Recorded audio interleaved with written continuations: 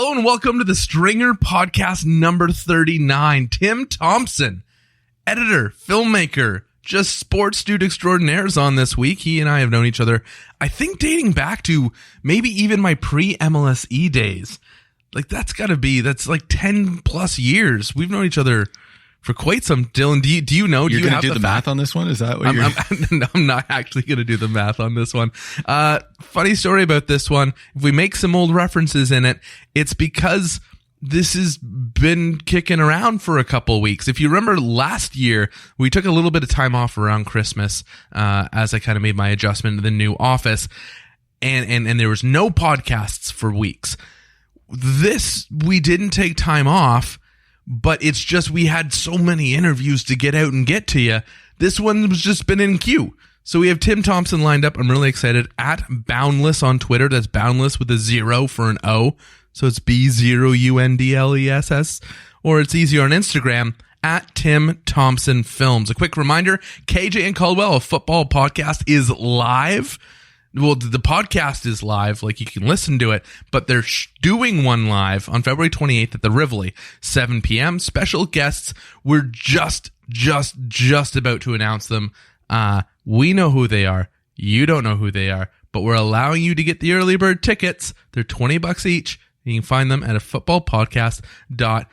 Okay, before we get to Tim, we have the Stringer Big Weekend, and this one's especially special once you'll find out why. Friday, February 15th, Banff Center Mountain Film Festival.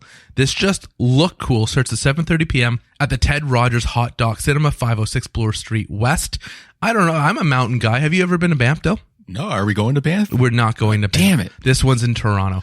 You can find tickets at torontobanffilmfest.org/tickets. It was launched in 1976, and the Toronto section hosts a selection of the best films during a 3-day festival in Toronto every March. So that is almost right now. They're holding it obviously in February this year. They just wrote March in the thing and we didn't proofread. So moving on to Saturday, February the 16th, the Arkells are playing at the Scotiabank Arena, 7:30 p.m. If you don't know the Arkells, shame on you. Friend of the pod. This might be the most judicious way anyone has used friend of the pod. Most liberal ever. Max Kerman. I know him through people that I know. And the boys from the Arkells take the stage at Canada's best venue. That's not written anywhere. I'm just going to go out and call it that. As part of their Rally Cry tour. I'm going to be there. Mike and Greg Veerman are going to be there. Both of them have been on the pod in different ways. Even Kylie, who, if you listen to those old 2017 podcasts, you'll know her voice. She's going to be there. It's going to be a party, and I hope to party with you. Dill, are you going to be there? I hope to be there. I need some tickets, though. You need some tickets? Oh, you ruined my whole... I wanted to use People's Champ. Oh, well. We're looking for a People's Champ, and so I'm going to just push through and do it anyway. And so is Seat Giant. Head on over to seatgiant.ca, use promo code STRINGER, and you can find tickets to the Arkells show this Saturday, and you can save yourself a couple dollars in the process. Sunday, February the 17th, the Leslieville Flea at the Toronto's Distillery District. I just picked this because it was close to home, and I'm into vintage shit, salvaged, upcycled goods, furniture, antiques, collectibles, and work from select artisans. 50-plus vendors will be there on Sunday from 10 a.m. to 5 p.m., 28 Distillery Lane. You can learn more at leslievilleflea.com, and if you're in the neighborhood, hit me up with a tweet. We can grab coffee, because I live right there, and I love the neighborhood. Remember, our ideas aren't for everyone. No, they are not. They're just for people who are like me and think just like me. So if you don't like them, you can do one of two things. You can either reach out to us with your own ideas or your own things coming up, and we'll be happy to promote it at Stringer Podcast on Twitter or events at thestringer.ca. Or you can go to seatgiant.ca and figure out what you want to do with your weekend. They have concerts, sporting events, theater, live shows, comedy, all these great things, and you can save money on the tickets by using promo code STRINGER. It's just that easy. Promo code STRINGER. I sound like I'm a really crappy 60s TV commercial. All right, Tim Thompson coming up for you right after we do the thing that we always do. Quiz for you, Dylan. What is the one instrument that Max Kerman doesn't play in the Arkells? I'm going to guess the sax.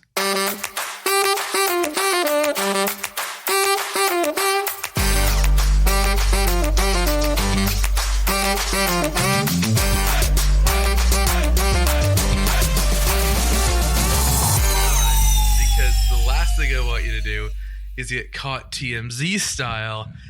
And I'm like, whoa, Tim Thompson just drops that he thinks this about William Nylander. No, I'm joking. You're not going to trash William Nylander. I think half the city loves him, half the city doesn't love him. But let's start with somewhere we commonly love. I think there's 3 areas that we can really meet minds on, and that's hockey, and that's music, I hope, and that's film. And you probably get this a lot, is that you get introduced to someone, and then someone's like, oh yeah, I've seen your work. And you totally get known and recognized. When did that start happening for you? When did that start happening? Like, when you look back, when was it like, oh yeah, you're the CBC montage guy. I've seen you every single Saturday for like as long as I can remember.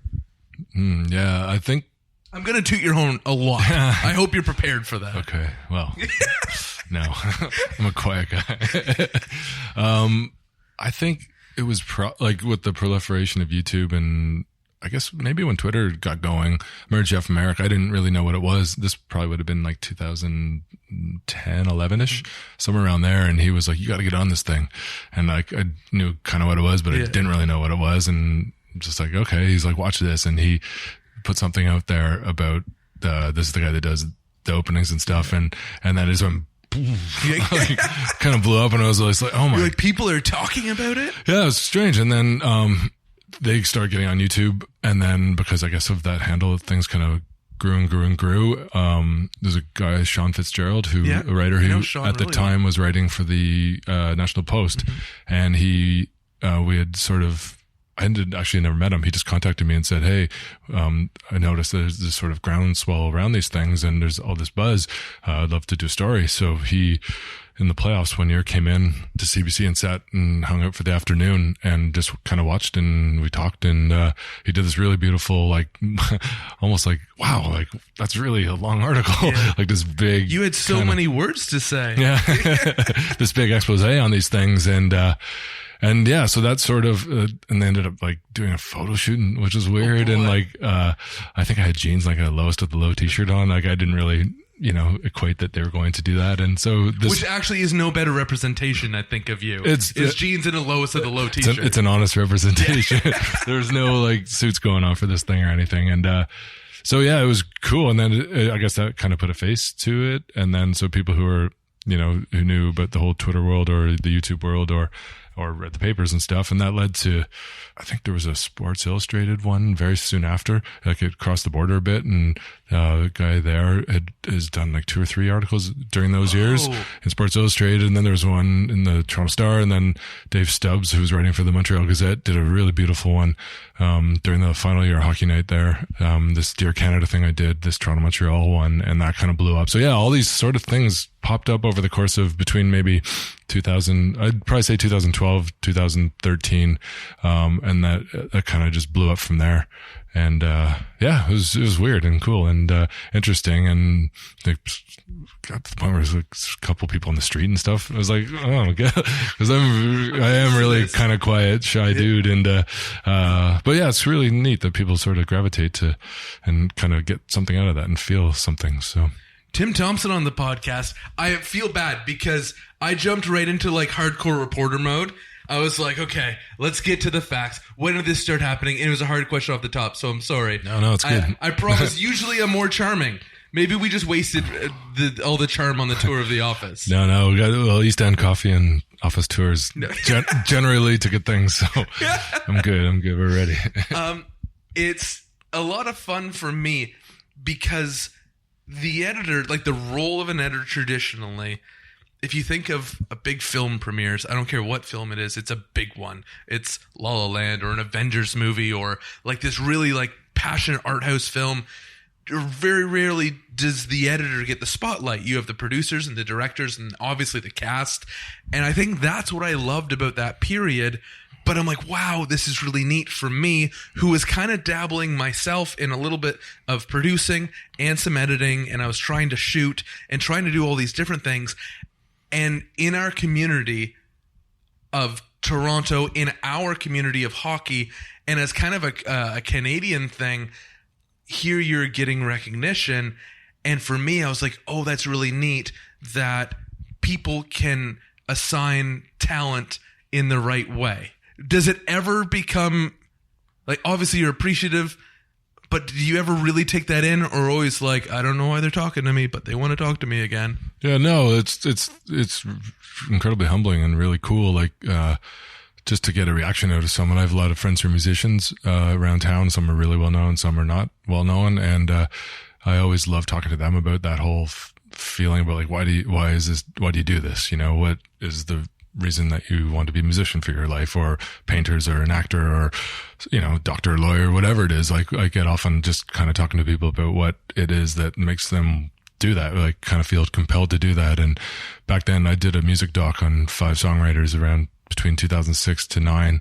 And it's sort of exploring that question. Like, it's not an easy life to, every job is hard really, but like, especially in this country, the arts is, you know, very, very hard to make a living. And, you know, you better be in it for the right reasons, or else it's probably going to lead to, you know, disappointment or something. But if you're there because of the art and of making something that will make people feel or think something, then, you know, I remember my friend Basha Bulat, who's an incredible songwriter. She said, like, the prize is getting to do it for a living. Like, that's the thing. You know, if you're in it to make millions and millions of dollars, you know, you'll probably be disappointed. Maybe you'll do it. But for the most part, if you're in it for the art, to make things that will make someone cry or want to climb a mountain or run through a wall, or just make them think, of the world in a different way, then that's why I do it. And that's the stuff that I like. So from the get-go, it was like, oh, maybe if people are reacting and getting something out of it, then perhaps it's succeeding in doing what I think art is supposed to do. And that's, as I said, make people think and feel. So yeah, like the fact that people want to talk about it, I love talking about it, like not about myself, just about the idea of work itself and about music and about all sorts of stuff. And it always inevitably leads to you get talking to someone, oh, I love those openings or whatever. And within like a couple minutes, you're off talking about something else that inspires both of you or something like that. So I think it's sort of like a common, you know, you jump in these lifeboats with people, and, you know, if you're in it for the right reasons, I guess that's the bottom line for me, is just, equating that with maybe people getting something out of the work. So I love that analogy of jumping in lifeboats with people. Mm-hmm. And for me, that's almost, when I started doing the podcast, I had said to Dylan, I said to a couple others, that I spend so much time interviewing people because I have to. It's my job, which means you're always kind of driving to a thing. You get sent out, you're like, oh, you need to talk to so-and-so about his new contract or about his 100th goal or whatever it might be. And I really wanted to search and find a way to just talk to people that I respect and admire, and people that I've grown to consider friends or associates of mine, and not really have to drive to a point, and just be able to meet minds with them and be on a lifeboat with them for this time period, for this hour or however long it is, just so that we can enjoy the fact that we're both human and we're both passionate about things, and we can probably find cross passions between us. Mm-hmm. Yeah. And that's such a hard thing right now in this crazy world. You know, everyone, is scattered, you know, to the nth degree, and constantly busy, and, you know, attention spans are everywhere. And, I guess that's one thing of this whole thing, is like, if maybe to riff on the earlier part of making you think and feel, it's also like cutting through the white noise maybe. And, you know, I don't want to ever be a part of the white noise. Like, I want to make things that will do what will have that impact on people. And yeah, I think you find your people, so to speak, in life, and you gravitate towards those that do the same kinds of things that you do, like completely different things, but the same style, the same credo or ethos or blueprint or whatever. Again, I keep coming back to it, but do these things for the right reasons. And then, you know, you can live an incredibly fulfilling life, no matter the financial circumstance or the whatever circumstance life gives you. If you can be content with what you're doing and happy with it, then, you know, geez, what more could you really want at the end of the day? When I got my first chance to dip my toe into documentary filmmaking, and so I came from a writing background, and then I think I just wanted, and I got into reporting, and then I realized really what reporting was, and then I was like, well, I want to discover people again. And that's when this voice said in my brain, I kind of want to discover what everyone's passion is, because we all experience it. We all experience passion in our life. It's just each of us experience differently because they're different things. And that's a really intriguing thing to kind of be able to unwrap and discover in people, because you can meet eye to eye and say, oh, you love this like I love that. Yeah, that's incredibly powerful. And as I was saying earlier, it's like that's that thing where you talk to someone who's passionate about whatever it is that they do, and you just find that common ground, and you could not know anything about it, but be interested enough to ask questions. And then you quickly realize, like, wow, that same passion I have for music or film or whatever is the same that this person has for building structures or, you know, building gardens or painting or whatever it is that they do. And it's really cool. Like, you can really zero in on people quickly. And as you said, everyone has their own unique thing and that they hopefully will find that they like to do and love to do in this life. And I hope people find that. I'd hate to think that someone would go through and not have that thing that maybe they have two things, but at least that one thing that, you know, makes them feel complete. And, you know, not to sound cliche or whatever, but it's really kind of that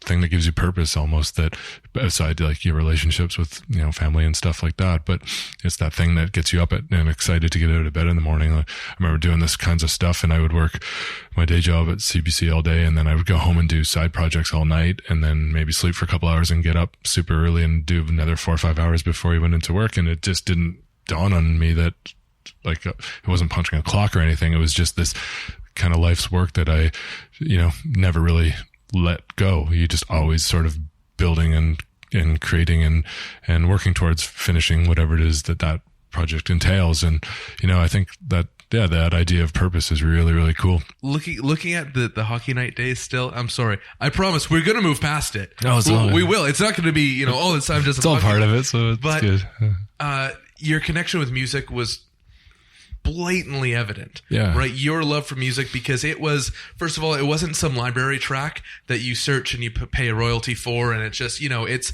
standard hockey hitting music where you put to fast cut highlights. What was the first or some of the first that you really remember connecting with and being like, oh, they're gonna let me do this? Amazing. And you're able to put your musical influence on opens. Yeah, that was something I was kind of adamant about doing. Like, I didn't want, when you do that, to be the same, like, oh, it's U2 again, or, you know, it's the same big named thing all the time. I'm incredibly ingrained in the music industry in Toronto, and I guess across the country as well. But so I know all these people, and a lot of them are my friends, and I just have this catalog of music that I listen to all the time that was just speaking so loudly as to being perfect for this kind of thing. So, I'm trying to remember, like I said, I was doing this music doc called Born to It at the time. It was about these 5 songwriters from Toronto. One was a guy named Wayne Petty, who was in the band Cuff the Duke. And I remember using one very early on, and, you know, that kind of a thing wouldn't have been on that show before that. But the song was incredibly beautiful and perfect, and ended up doing it. And I remember Ron McLean just loving it, and he became a huge fan of Wayne's and Cuffs. And that sort of was one of the early ones that just kind of, they started leaving me alone, and they wouldn't really ask, like, what's it this week or whatever. And it led me on this path of being able to just follow my muse and whatever kind of fit the situation. And it was amazing. Got like the Rio Statics on, and Sarah Harmer, and Kate Boothman, and Basha Bulad, and Lois to the Low, and Alan Piggins, and like all these amazing artists that, you know, a lot of people might not know who they are, or at least not in this context. And so that was a big thrill for me to not only get your friends on there, but just it worked. Like, I would never put something on that didn't perfectly encapsulate what I was trying to say that week or whatever. Like, I just couldn't do that. So I will never admit to how much I would listen to music to find that, especially that, because it was week to week, and then playoffs night to night or every other night or what have you. So it was just like a constant filter of listening to things, trying to find the thing that would tell that story that night kind of perfectly. And it was like over and over and over. And when you find it, I would just have it on repeat on my phone, essentially, and just walk into work and walk home and just listen to it all day long. And just some songs I knew like the back of my hand, but still, something about listening to it when you're walking around the city or something, it just opens up new ideas. Or if there's ever a log jam, you know, you're trying to figure out how to pick the logs, so to speak, to get it moving again. It was always walking around listening that always did that. So yeah, there was a whole series of them, and then it just sort of built and it became, I guess, kind of maybe one of the focal points of those things was like just the music. And that was a huge concentration on that and lyrics that really told, like, it wasn't just one line of a song that would work. It was like everything in there was done for a specific reason and a purpose of whatever the sort of feeling was that night. So yeah, it was a great thrill, but also to work with, we got to debut world premieres of a whole bunch of hip songs and Gord Downie solo songs and Sam Roberts songs and, all these artists and people that I got to know and love, and do like world premieres of their music on this thing that the Leaf game was going to launch out at. And it was a great thrill. Got to, go with Leonard Cohen's song one night and Neil Young and the Sadies and like all this stuff that really got me fired up. And it just worked so well, I think. And it just, it was a thrill to make these little things that would launch out into the country and kind of forget about that audience and, how many people were watching. And those nerves kick in before, but like when it went out and people would get excited about a band and they would go find it. Or I remember Al Piggins, who was one of the guys in my music doc who used in the playoffs one year.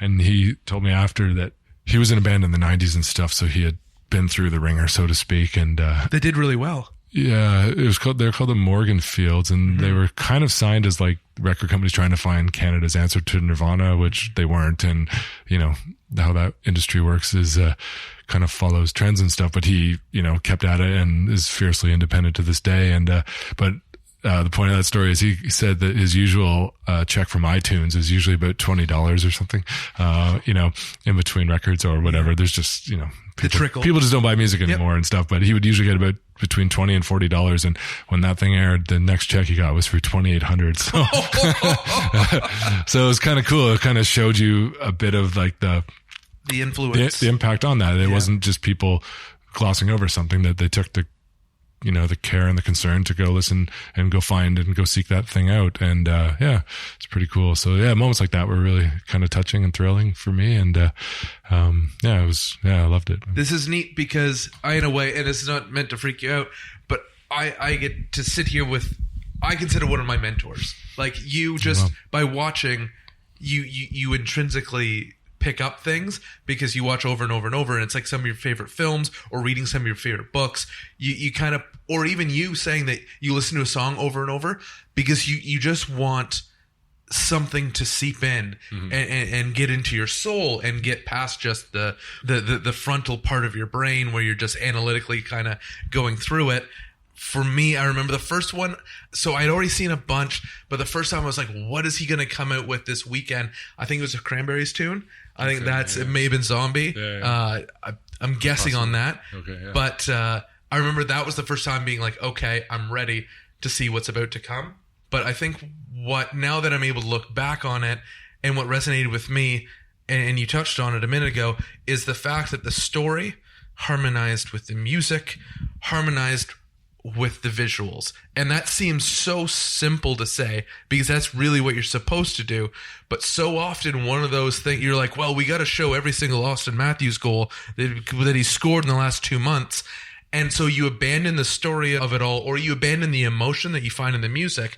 And so you taught me just by watching to make sure that those three are in harmony, because I feel like that really is what propelled these artists. When Alan said he got a much higher check, from iTunes, it was likely because people could now resonate with the tune because it met the story they loved and it met these visuals that they loved, and also that you can tell a story. You don't need like minutes and minutes and hours and all this footage to tell a story. You can tell a story in a short amount of time, just as long as you know what your story is and you know what you're keying in on. And that's really neat to me. And do you see your own, like when you see stuff of yours or sometimes see other people's stuff, do you see your imprint on it? Like, do you see your thumbprint and you're like, oh yeah, I understand the things I do and the things I like over and over again? Yeah, I think so. Yeah. Cool. First of all, thanks. Thank you.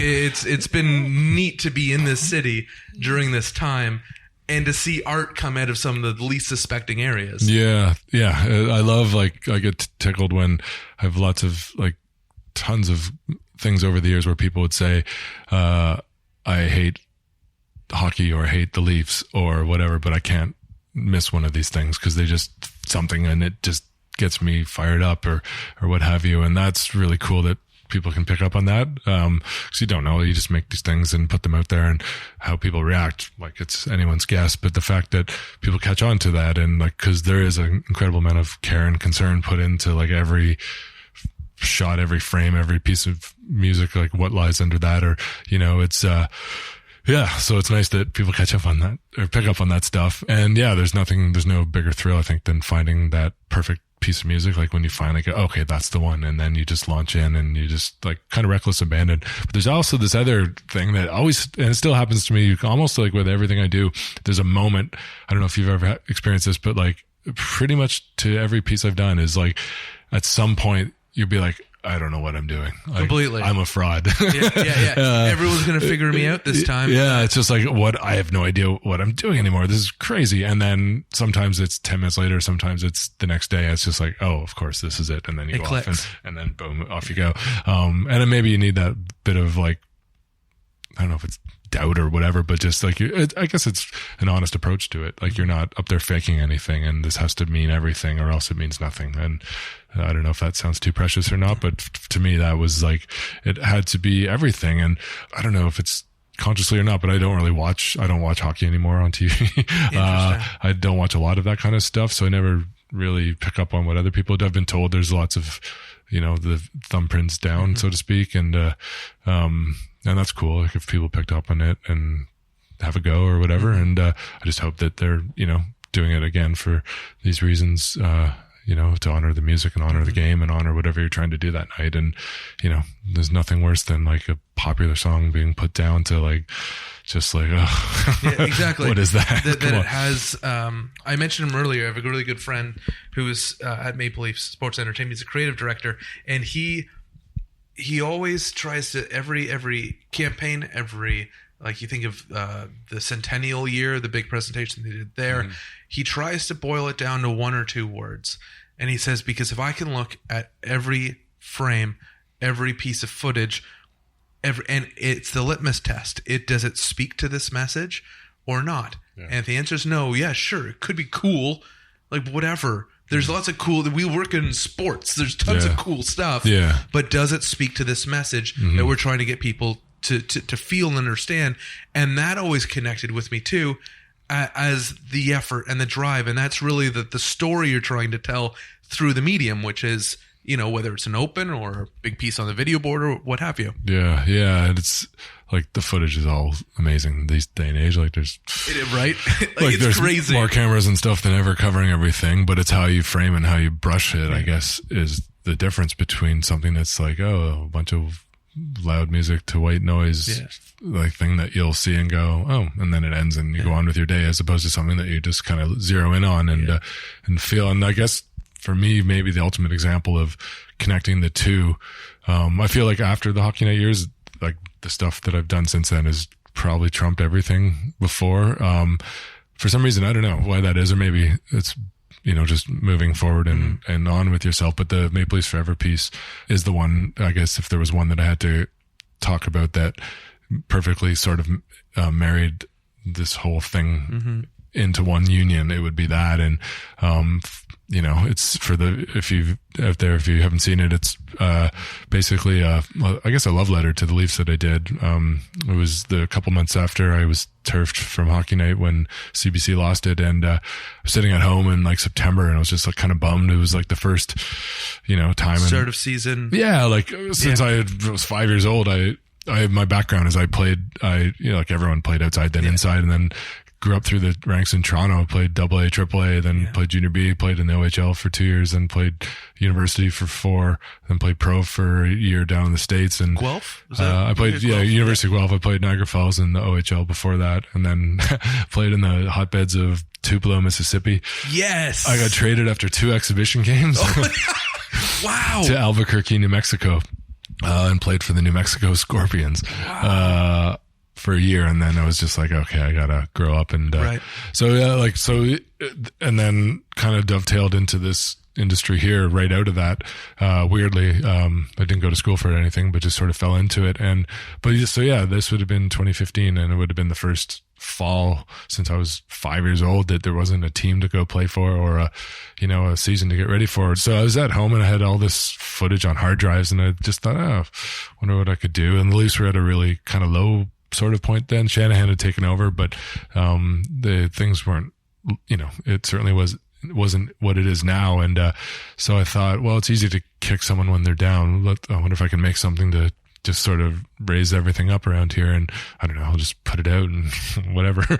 So I just started looking through footage, and my iTunes was playing, and my friend Ron Hawkins, who's in the band Lowest to Low, is one of the most brilliant songwriters in this that Canada's ever seen on this planet. Sure. I think he's just ironically wrote the first Low record, Shakespeare in My Butt, and along the streets out here, about a song about the Carlisle Bridge, and right, of course, a song about the only cafe up on the Danforth and Riverdale Park. He wrote a lot of the songs in, so this is a area for that. But yeah, he had written one of my favorite songs I've ever heard, is a song called Peace and Quiet. About 2013 or 14, he did a sort of a live off the floor record of songs over his career with his band, a new side band that he has, the Duke Assassins, and they put out this new version of Peace and Quiet, and it just came on while I was looking through this stuff, and I'd heard it a million times, and I always wanted to do something with it, but never really had the opportunity or the situation come up to work. And just, it was like the light bulb, and I was like, holy shit.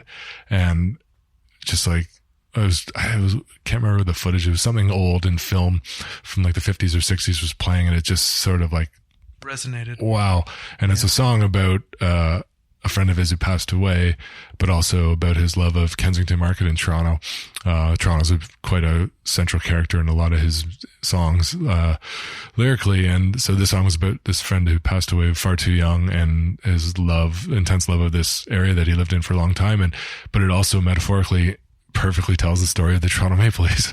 I guess ultimately it's this idea of, someone's undying love for something on this planet. And it's just all sorts of incredible musical rises and falls, and it hits all the right notes, and it gets quiet, and then it gets heavy. Lyrically, it's crushingly beautiful. And so I just sort of kind of went to work, and I'm like, oh, here we go. I didn't know what to do, and sort of got about 80% through, and I emailed him like, hey man, I'm doing this thing and with one of your songs, and I don't know, I'm just going to send you something and see what you think. And so just sent it over, and he's like, holy shit, wow. And yeah, do it. Like, you have my blessing, put it out, whatever you want. I was just going to upload it, and whatever happens. See what happens. Let a couple people pick up on it. Yeah. So finished it. And, it also has this really cheeky moment, which I think he liked towards the end, where it talks about, you seem just like a rumor now. So we just riffed on the whole Stanley Cup not being here for quite a long time, but it's a very hopeful, optimistic song as well, as sort of a melancholy, nostalgic to it. But yeah, it's just such a beautiful song. And so yeah, I just uploaded it and kind of went bananas overnight, just I guess through however social media, however things these do, YouTubes and these Twitters and Instagrams, kids these days. But yeah, I had a message the next day from one of the Leafs video coaches, and he was just like, oh my god, what is this? Everyone's watching it here. And one thing led to another, and it went to Babcock and to Lou Lamoriello at the time, and up to Shanahan. And a couple of days later, I was sitting in Brendan's office talking about music and film, and dropped off a USB key, and it's run at every game for 4 seasons now. And I've updated it each year with, obviously when the team changed with Austin and getting Marner, and, the transformation essentially.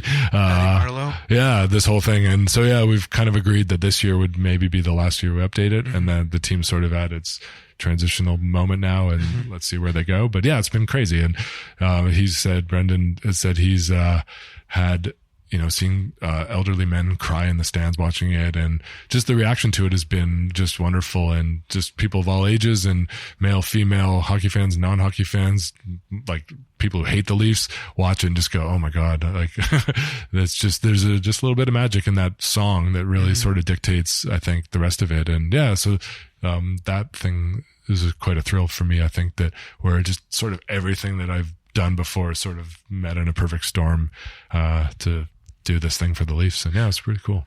Why I thought your choice of song for Maple Leafs Forever was so great was because you also, and you brought it up a couple times, and I've had to my God, look at that. I've had to keep myself from, I didn't want to jump it too quick. I wanted to make sure that I gave us some time to chat first.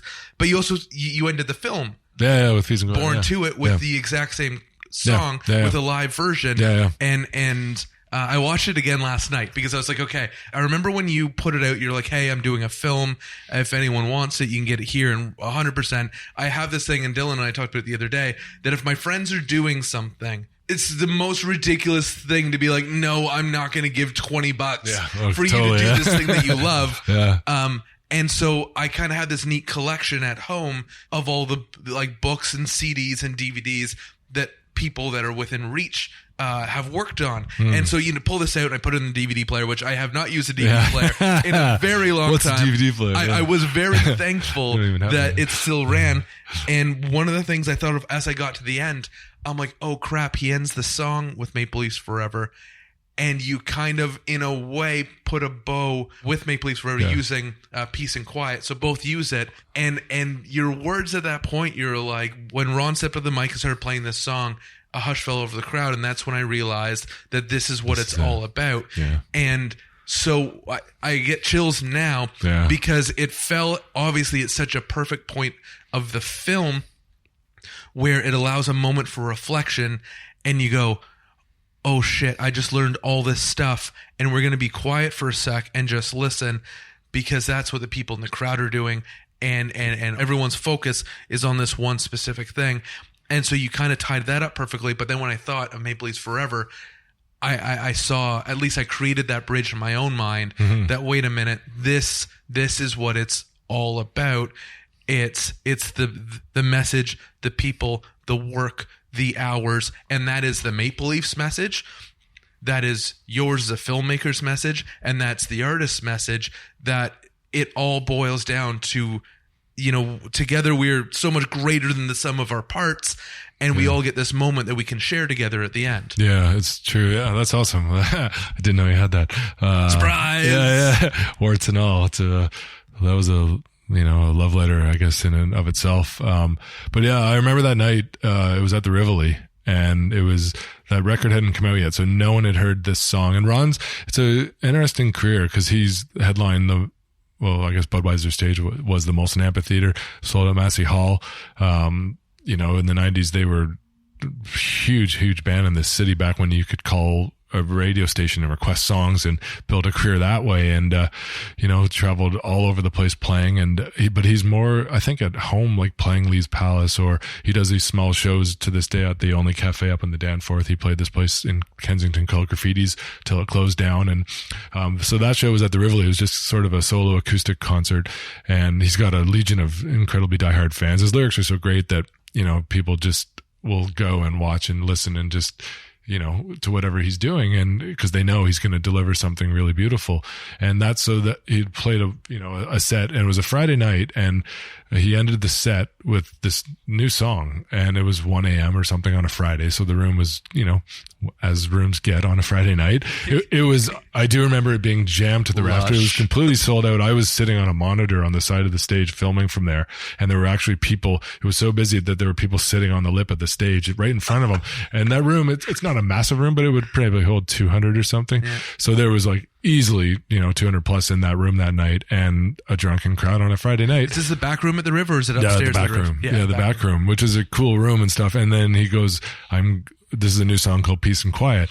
And he launched in, and it was shiver inducing. It was like pin drop silence in there, and it just unveiled this song that no one had really heard before. And it was one of those beautiful moments, and it totally clicked, just sitting there filming, going, wow, this is it. I was trying to find my ending, and that was the ending. And it sort of came full circle. So yeah, maybe I didn't know if that would be the last hockey thing I ever did, the Leafs Forever. And turns out there's been a few things since, but it certainly puts a bow, at least for me, on what I'm trying to do, or what I did try to do. And again, getting people you love and respect their music out there, and to a crowd that, we did a thing where in the first season where they did a little feature that they played, I think in the one of the intermissions in the first year that it was playing. And so they brought Ron and I down and we did this interview with one of the producers there, and they put this feature together. But then Ron came back, and we came back like a couple of days later, and they had they put the blue carpet out at center ice, and it was completely empty, ACC at the time, and dark with lights flashing everywhere. And he went out to center ice and with his acoustic and sang the song in an empty ACC, and it was fucking chilling, man. Yeah. So yeah, I don't know if that still exists online anywhere. I should inquire, but yeah, it was track it down. So yeah, it was cool because he grew up, he was a goalie, he played AAA, and then I think he had a chance to try out for the OHL Marlies, and then the guitar and the rock and roll world called him, and thankfully it did. But his parents used to go to Leaf games when they were super young. They're all from Toronto and stuff. So yeah, it was neat just to see like this tie of generations. And I guess that's what a lot of this stuff does, is it ties generations together and gives meaning to, thinking about your parents or your grandparents or eras gone by. And it just has this powerful impact, this hockey thing. Can we talk about the journey of the film? Are you? Yeah, sure. Yeah, are you down for it? So it was shot over 3 years with 5 artists. Yeah. Am I? Yep. Close? Totally. Yeah. I started it. I'd done a few hockey docs for the NHL Network. Mm-hmm. I worked there for a couple of years. And I was just super into wanting to explore this idea of making docs for a living. And like, wow, I wonder if I could start to do that. And it was super early in my career. And then this idea came along, and I met all these people, and just was so, I alluded to at the beginning of this, like this idea of like a compulsion to do something for a living. And, what lengths will someone go to be able to realize that, or to realize dreams or whatever. And so there's 5 people. The idea for this was I wanted to get someone just starting out, someone who was maybe a couple, 2, 3, 4 records into a career, and then a few people that sort of had been through the ringer, so to speak, and just sort of contrast who they are and what they've done with their lives and what they're hoping to do, and just what is life like for them. And as it turns out, they're all vastly different, which was done purposely. Like I spent a long time trying to find the people who I thought might be the great mix for this idea. And it was amazing. Like after the course of 3 years was just to get more than a snapshot of like a few months or something, because things change so much and people grow. And I guess the biggest takeaway from it was how different they all were, but how similar they all were. And again, coming back to this idea, this is where I got it at this, doing things for the right reason. You can't, certainly not this day and age, make a living being a musician very easily, and you have to tour like crazy, and you don't sell music anymore, really. So how do you do it? And you just find ways to do it. You have second jobs, or you're a painter as well, or something that just sort of compels you. And so yeah, it was sort of like an incredibly indie film about incredibly independent musicians. And I tried for a while to get grant money and all sorts of things, and that's a arduous process in and of itself. You apply and you wait and you don't get it, and you apply, you wait, you don't get it. Maybe you get a little or whatever. And I just kind of realized at the time, finally, if this was going to be anything more than an idea in my head, that I just had to go do it. So yeah, just went and shot it over the course. We shot studio stuff, we shot concerts, a bunch of interviews, and just sort of crafted this thing at night and in the morning, in the wee hours of the day, so to speak. Yeah. Which coincided with the whole hockey night kind of years going. So it was just really interesting back and forth with these two worlds that I was sort of living 24/7. And I think the fact that it's not a glossy multi-million-dollar documentary, feature, and I love the ones like Blackfish was incredible. Yeah. But because of the subject matter, because you're walking through people in their basement studio with Ellen, or in their living room, or backstage at a green room or something, the texture of the film speaks to the message of the film. For sure, yeah. That the realities of the Canadian music industry. And it was just a few weeks ago that I heard an interview with Ron speaking about it, like just recorded a couple months ago or whatever, speaking about the realities of the Canadian music industry, and then how he's been fortunate. But the truth is just because you get radio play, and just because your video might be on whatever TV station, doesn't mean you're rolling around in a Cadillac. Yeah. It doesn't mean that you're set for life. And it's this weird thing, I think, as kids, because I grew up listening to whatever the pop music was, stuff your parents are into, and then, 80s, 90s pop music. So I think of Michael Jackson or Madonna or whoever the big pop stars are at the time. And then you go into Britney Spears and the boy bands, and they're all you know, way up there rolling the dough and have these big elaborate houses and gowns and stuff. But they get play in Canada right next to, I think of Kesha Shante from Scarborough, or someone like an Alyssa, or Lowest of the Low. And that's I think aside from you with this film, Ron was totally my touch point. Like Ron and Steven, Lowest of the Low, that is the 90s, definitively. You know, growing up being a kid who had a skateboard and played hacky sack and was in his own garage band, Lowest of the Low was the band that everyone wanted to be and get play on a radio station. And you never realize that here's 4 people forced into tight spaces with low money, trying to evoke this thing that they have inside of them, and also trying to keep sane while doing 250, 300 shows a year. Yeah, that's what breaks bands up. I think Gord Sinclair from The Hip said that in Long Time Running. That doc said, quote, paraphrasing George Harrison's wife, Livia, was like, the secret to a lasting band is that you don't break up. It's very simple, you know? Go figure. Yeah, and that's obviously intrinsically, you know, many, many layers to that whole thing. But yeah, it's the same, you know, with any group of people getting together. Again, not to keep coming back to it, but you better be in it for the right reasons, or else it's going to go sour. That's one thing that The Hip was so beautiful too, is that from the get-go, they divided the songwriting 5 ways, and it was never, I think they said, you know, we didn't want, if it were to get successful, when they started, they didn't know, but it was like, we don't want someone riding a bike while another person's driving a Porsche or something. And I think Gord wrote that song, Live Over Money. And that's how we got good, you know?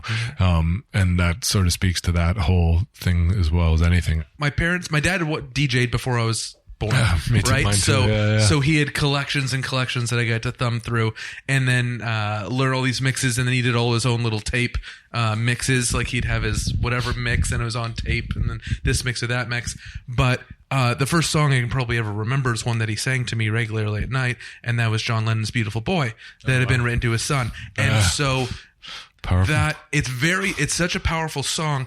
But I think the idea of being introduced to music in such a loving and caring way, and that being really your entry point into it, and understanding that that's what music can play in my life. And then you go through your life and you have these soundtracks to everything you've done. You have your soundtracks to, you know, high school, and then to your best friends, and then cottage weekends. My mom, who first concert I ever went to was Collective Soul, and I was, I think, 12, and she drove us. It was in the parking lot of, I think, Mount St. Louis Moonstone, ski hill, and she drove us up so that we could watch Collective Soul, and I was like massive fan. I knew every word to every song, and for that, there's an accessibility to it. So as an adult, I think of it, I'm like, oh man, I hope they made something off that show. But in my brain as a child, you know, there's a song my dad sings, and then there's the music that's in the living room, and there's the band that's in a parking lot, and there's such an accessibility to music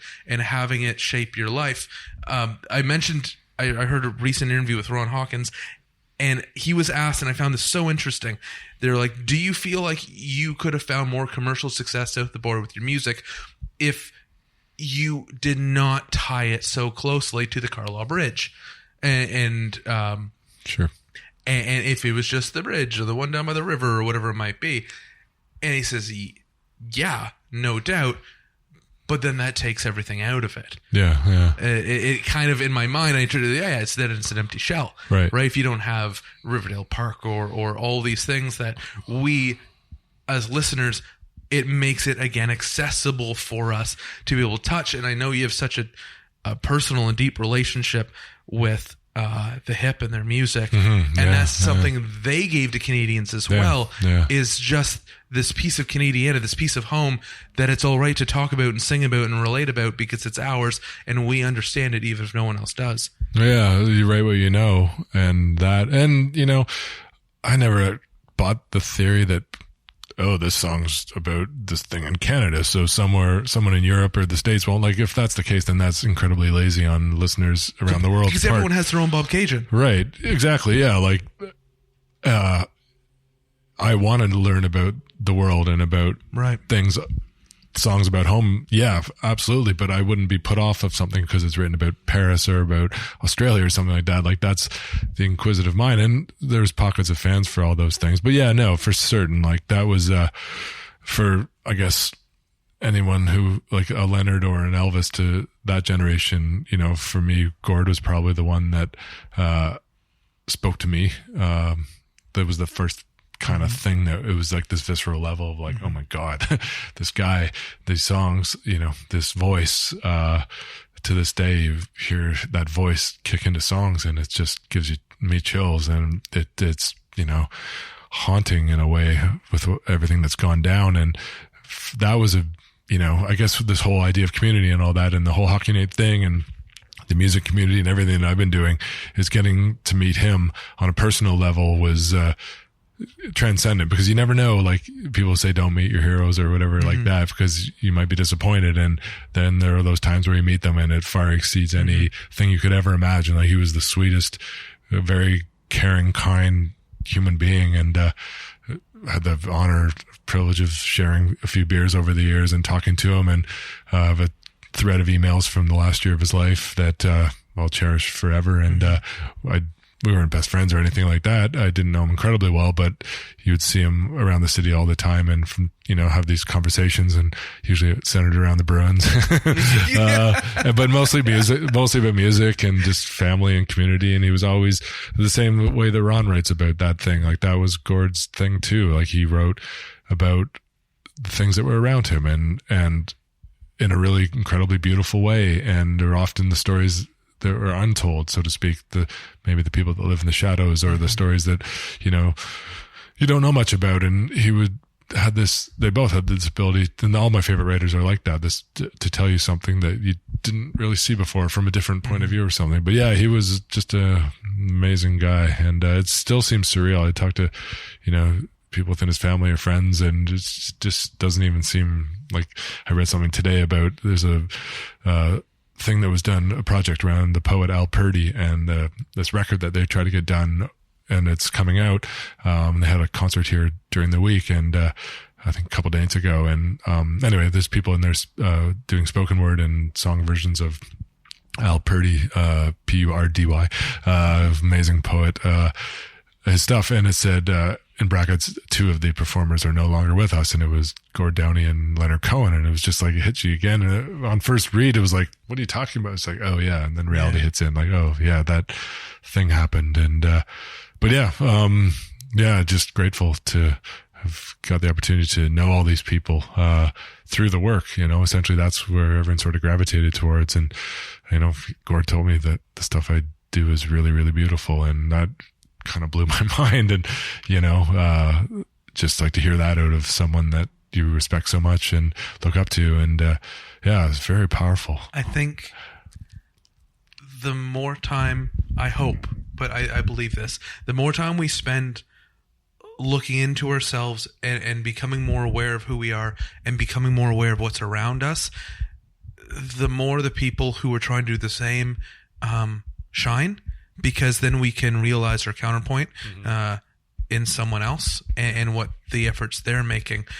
And I would imagine from everything that I have gotten to just soak up from Gord and everything he did, and I think of all the efforts and all the time he put into supporting the native Canadian community, and trying to realize that to its fullest, that someone who chooses to peer inwards instead of look at others and look outwards, he is then able to see your art for what it is and appreciate it. And you might go, but you're Gord Downie from the hip.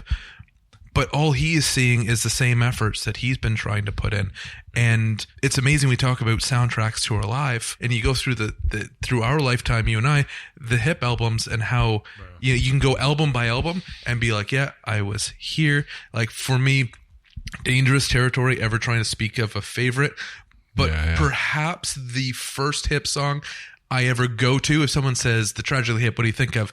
For Ahead by a Century, for whatever reason, it's the one that's just right there, and I can picture the video playing on Much Music as if it was yesterday and exactly where I was. but the guitar and the voice, like it's the soundtrack to our generation's life, it feels. Yeah, that moment for me would probably be Nautical Disaster. To paraphrase Homer Simpson, everyone knows rock and roll was perfected in 1994 with Day for Night and Nautical Disaster. There's just something that encapsulates that song that's not a song structure of verse, chorus, verse. It's just this thing that starts and this musically goes in this thing where it builds and builds and builds, and then it crashes, and then it builds and builds and builds, and then this incredibly beautiful lyric that unveils like a poem in front of you, and there's no repetition in it. It's just this thing that unfolds, and you could take it in this idea of, a lot of people think, oh, it's about the sinking of the Bismarck, or blah blah blah. But I think ultimately it's about a relationship gone bad, and this metaphor of using a nautical disaster, whether it's the sinking of a ship or something like that. But the beauty of that is it can mean whatever it wants to mean to whoever's listening to it. And, but it's just, I know it's beautiful. When I hear it, I just get lost in this thing for 3.5 minutes. And then if you hear live versions where he would go off on rants or tell stories or whatever, it's just beautiful stuff. And, yeah, it was, I think it boils down to, I was trying to think of this recently, and it was like, music that I gravitate towards, or the paintings or the people in my life or films that I like or whatever, it's always has these 3 things in common. And the one is everything sort of comes from an honest place. People come by it honestly. The second is people that sort of guide their lives, or not sort of, people guide their lives with integrity. And one, they do it with a full heart. And the more I think about that, coming from an honest place, integrity, and a full heart, it just sort of encapsulates everything that I love.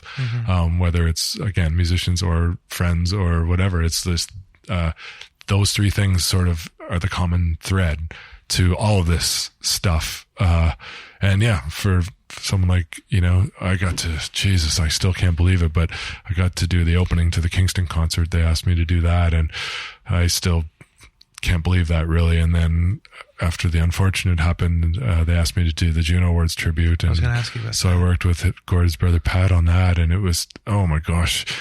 The best way to describe that is, for people who didn't see it, there was sort of what we called a 1-word tribute that Pat had thought up. And it was people from various walks of life in Canada were asked, if you could describe Gord in 1 word, what would it be? So everyone from like the Trailer Park Boys to Joe Thornton to Tessa Virtue and Scott Moyer to David Suzuki, and on and on and on, would do this thing. And I threaded it together. And then there was a musical component at the awards. Sarah Harmer with Kevin Hearn did a part of Introduce Yourself, the song. And then Sarah joined Dallas Green for Bob Cajun.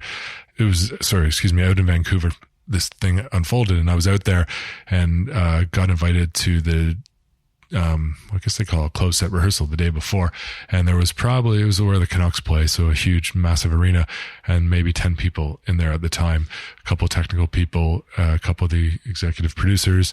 And I was standing there with, Gord's brother Pat and Gord's other brother Mike and Jen Pressey, who's one of his managers, and in this basically empty arena and full on rehearsal. And, so Kevin starts playing the piano, Sarah starts singing the song, and the video for that one were all these basically landscape images of Canada, a lot of winter, some storms, summer up north, weather vanes, all sorts of things that were just sort of weaving in and out. And then for behind Dallas and Sarah singing Bob Cajun was basically Gord's musical life. So from the mid 80s through to, 2017. And it was just standing there looking at Pat and Mike, and then up on the stage, and just hearing this like crushingly beautiful voices, and Sarah sings, and it was like just as it was in the live performance of the show, like just transcendent. And then Dallas kicks in, and then you see on these giant screens Gord's images. And I remember looking over at Pat, and he was tears scrolling down his cheek, and Mike, who hadn't seen any of this, was hands in his eyes, sort of crying. And it was just this insanely powerful moment. And I saw Dallas Green after, and he was basically like saying it's incredibly sad that we have to do this, but how grateful to be able to honor a friend like that. And it was just this, it's still hard to kind of describe that happened, and I got to be a part of that, and it just sort of sums up this whole thing of like doing this, with an open heart for the right reasons. And, it was so powerful. And, what an honor. And again, with honesty and integrity to what the music was, what the countryside, the landscapes, there we go. Right word. Yeah. It's such a dedication. Like everything, it seems that he gave us was a dedication back to the country. Yeah. And then I remember watching it, and I talked about Thumbprint, and I'm like, Tim had a hand on that. Yeah. And I didn't know. You have a feeling just because, and Dallas Green has been one of Sarah Harmer, actually, both of them side by side, are unbelievable. Just otherworldly. Powerful voices of the world, let alone Canada. Haunting was, you use that word, it's perfect. But in the way that someone's presence resonates past their being, and not in like I'm spooked by it, but I'm thankful for this impact on all of our lives. Yeah, totally. It's hard to sort of articulate. I don't even know if I'm explaining it properly, but just how heavy, that was and what it meant to me and what it meant to everyone, but just getting a chance to be a part of it was just what an honor and a humbling moment, and something I'll always remember. And I go back and watch that a lot. At least a couple times a month, and just still get the goosebumps watching like their voices. And then I have a hard time listening to any tributes that people are doing, cover songs, and like I just want to hear that voice. Right. I respect the hell out of all of it, but it just seems also surreal that it went down. But what a heavyweight, powerful like force of nature he was. And I do a lot of stuff for worked with Lake Ontario Waterkeeper, which is now Swim Drink Fish Canada, which was an organization that Gord was a huge part of.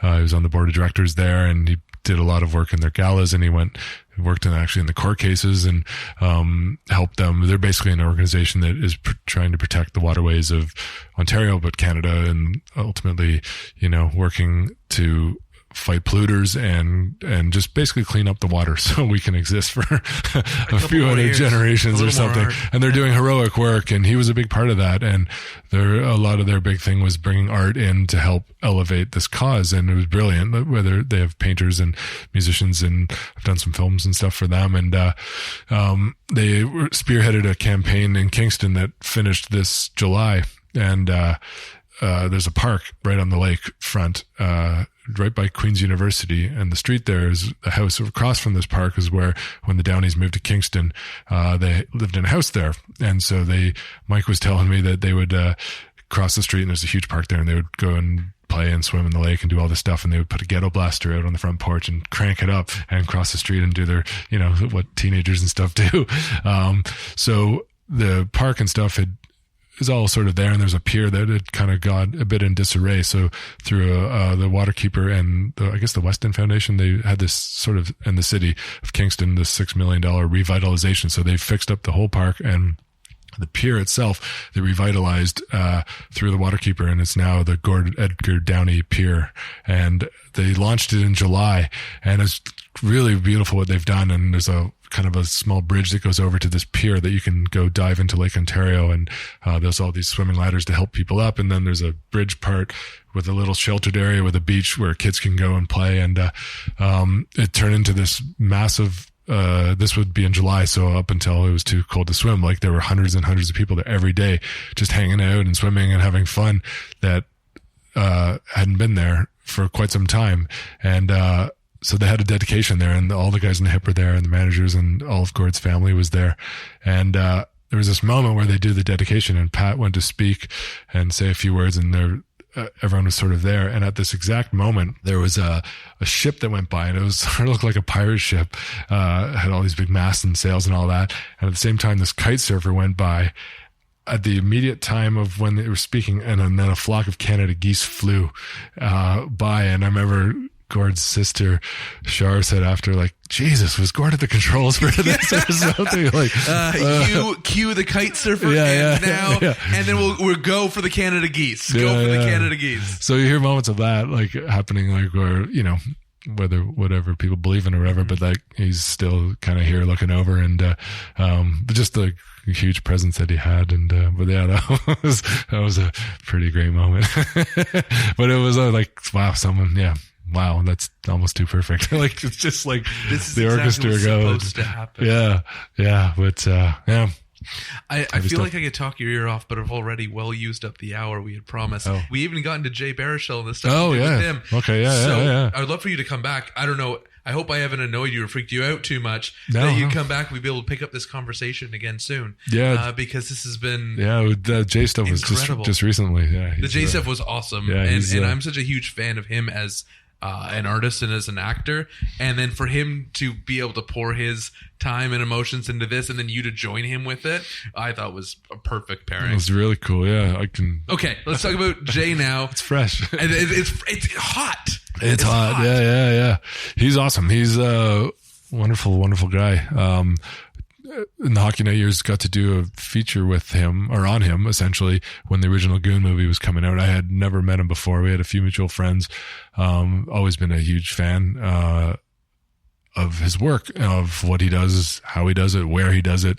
And then had this opportunity. I did this series about hockey and art in this country, and so we brought in musicians and actors, and I basically talked about their love affair and put this thing together, and that would have been 2012 maybe.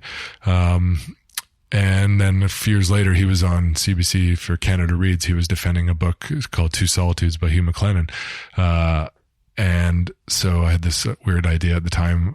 Do you want to narrate some passages from that? And then I'll just use it in the opening this week and do this really cool thing. And it's like, yeah. So we did that, and he was incredible. I wish we had filmed that, because he was in the voice booth, like, waving hands and doing this thing, and it was just like, oh my god, like he's just like one take, boom, nailed it. And then so sort of got to meet and hang out a bit, and then so his book Born Into It is coming, not to mistake for Born to It. not to be mistaken for Born to It. Yeah, no, Born to about it's a very heavy book about life and family and hockey and the Habs. Essentially, he's a diehard Habs fan, came to it through his father and his mom, and he wrote this book, and it just came out, and he was doing a Toronto launch, and I thought, I had all this stuff with him and a bunch of stuff that didn't make it into those previous two pieces, so I thought maybe be cool to do something, and they're having an event through the Puck Talks people who I'd done some work with before, so I touched base with the Kevin who runs that, and he's like, yeah, that'd be great if you can do something and we can launch it before they come out to speak. And so Jay didn't really know much about it or anything really, and no one asked me to really do it, and I didn't get paid to do it. I just wanted to do something to kind of also none of it was new Jay stuff. There was some new stuff. So what I sort of did was took the old pieces, blew them up, mixed them together, blew them up again, mixed them together, added a bunch of new stuff, and a bunch of Montreal stuff that has happened since then, up to the current day, essentially, and did sort of like, I guess you could equate it to the Maple Leafs Forever, but for the Montreal Canadiens. And it turned into this 7-minute sort of love letter to the Habs. My dad is from Montreal. Mine too. Oh, is he? Yeah, cool. So I have that. Yeah, so me too. It's like this in the family. strange, I grew up a Leaf fan, but I've always had this huge respect for the Habs. And his dad, my grandfather, played for the Montreal Maroons for a little bit in the 30s. And, no money was made back then. So he ended up playing in these senior industrial league for Northern Electric where he worked, and so a lot of the old Habs and Maroons would go and play in these like incredible leagues, and he was like friends with Newsy Lalonde and stuff, and he used to take my dad to the Forum, and they would go, and I shit you not, they would sit and watch games about 8 feet from where Danny Gallivan was calling games and stuff. He was in the building the night of the Rocket Richard riot. I've grown up with these stories of this fascinating place called Montreal and the Habs, and it's kind of when the Hockey Night stuff started steeped in this folklore, and always had a massive love and respect for that city and that team. And so I wanted to do this thing for Jay, just to sort of help celebrate the launch of his book that tied into him and this thing that what did I say? Like anyone who's fallen under the spell of the Montreal Canadiens or something like that. And we launched it, and it played at his thing, and he got really emotional. And It's a very touch. I don't want to give the book away at all, but if anyone out there loves hockey or Le Habs or Jay or anything to do with family or sports or anything, or life essentially, culture or Canada, check.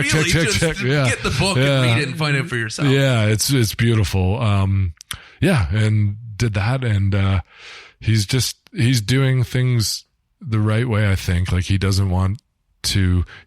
I think falls under those three things I was talking about earlier: the honesty, the integrity, and the full heart. And I think he just did this the series for FX, Man Seeking Woman, and they did 3 seasons, I believe, and it was shot here in Toronto. And when it was getting going, they were trying to figure out where to shoot and all that, and he wanted to do it here. And I think he said, one of the executives or whatever was like, well, we don't shoot shows like that in Toronto. And he was like, well, that's not a good answer. So we ended up getting them to shoot here. And if you look in the backgrounds, you can see different parts of the city and stuff like that. He's been a big champion of this country and of obviously culture in this country, and doing as much as he can here. And just sort of this fascinating career that's he's almost famous, and $1 Million Baby, and obviously the Goon movies, and Knocked Up, and This Is the End. All these, some of the Trotsky is one that I really like. There's one I love of his, and I don't know if I've told him this, but it's called Real Time, and it's him and Randy Quaid, and it's based out of Hamilton essentially, and it's basically just a dialogue movie between the two of them. And it's I don't know, it was one of the first things that I had seen after I'd met him. So maybe it was sort of tied to that, but it was just beautifully acted and very powerful, kind of a movie that was just weighted on the conversation that these two actors have throughout this thing. And so really cool. So he's an amazing guy. I think Knocked Up, my favorite line, he says, "I'm always a patriot to my country and my countrymen." I think that's what he says, because he has the tattoo on his chest over his nipple. Jay Baruchel, Born Into It is the book. The book is out. Ron Hawkins, Lowest of the Low, Shakespeare My Box, I believe is the box set. That's coming out. In true Ron fashion, the first record of a major label deals, a 5-album retrospective vinyl collection. Which is, of everything else. It's beautiful, but it's a full package with handwritten lyrics and old stickers and photographs. And it's sort of done in a road case. It looked like a musician's road case. Again, one of those things, if you leaf through, you can understand the care and the thought put into it. And it's beautiful. And they have a new record coming next year. And Tim Thompson, Born to It is Born the name of the DVD. Yeah. DVD. I'm going to try to get it online soon. I need to update the technology on that front. But I like it on DVD. I don't care. I still want something tangible. I think it goes back to having a CD jewel case and lyrics or an album, like a vinyl album, and you open it up. I like having something in my hand. That's what I wanted to do. Ron did the cover painting for that. So I was early on, I'm like, I need to have a cover painting done for this thing. And he came up with this. I met him quickly, to discuss the idea of this, and I can't draw. And so I had these stick people in this thing, and I was like, circle face, I don't know, this is sort of my idea. Is and then he took a pen, paper, and 2 seconds later sort of had the framework for made it look awesome. Yeah, you're good. You're like, thank you. I appreciate everything you bring. That's that. So check it. And then timthompsonfilms.com. Yeah, you can check out you can check out everything from the Juno Awards. Yeah, everything's there. The Swim Drink Jay Fish Baruchel piece. Yeah, that's there as well. The Leaf stuff there. The Swim Drink Fish Canada, Lake Ontario Waterkeeper. The Hip stuff is there. And more stuff coming. There's a couple things that are just about to get signed off on for the next year, and a couple long form and some short form. And that's exciting. Yeah. So will you come back when with the long form stuff? Will you come back? Yeah, for sure. And we talk about that as it's about to be. I'm not going to pry you. It's like, give me all the. No. We're still waiting on some budget things. So until I don't want to jinx anything. Budget things. The Machine. The Machine. Yeah. If you don't watch the movie and you'll understand the Machine. Tim, thank you so much for your time. I really appreciate it. I like my pleasure to end everything the same way. So with that in mind, I like to tell everyone to please be good to themselves and do the simplest thing possible, which is eat their vegetables. And so from myself and from you, Tim Thompson, thank you for your time. From Dylan, who's running the board. From Luke, who's going to do the edit afterwards. And Charlotte, who does so much great work behind the scenes. Please, please, please be good to yourself. Take care of each other. Eat your vegetables. And eat your vegetables. You can take care of each other too. Thanks, Tim. Had to sneak that one in there too. Go kale.